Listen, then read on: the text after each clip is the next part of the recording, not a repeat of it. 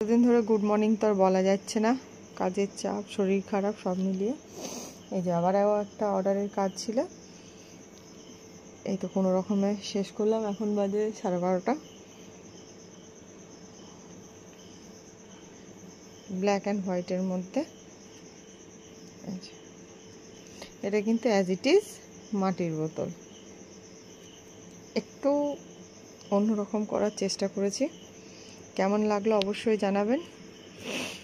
আর যদি কারোর পছন্দ হয়, পেতে চান, তবে অবশ্যই আমাকে পার্সোনালি মেসেজ করবেন।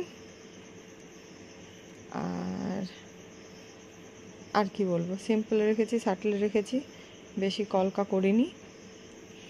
ক্লায়েন্টের যেমন ডিমান্ড ছিল, অবশ্য ও বলেছিল আমাকে যে ইউনিক কিছু বানিয়ে দিতে, তো আমার মনে হয় যে এটা খুব ভালো যাবে। তোমরাও বিয়ে পারপাস নিতে পারো।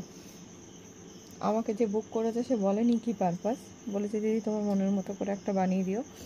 তো আমি তো শুধু কলকাই বানাই, তাই ভাবলাম এবার এটা একটা বানাই। জানিও কেমন লাগলো। এখন tata, bye bye, good night.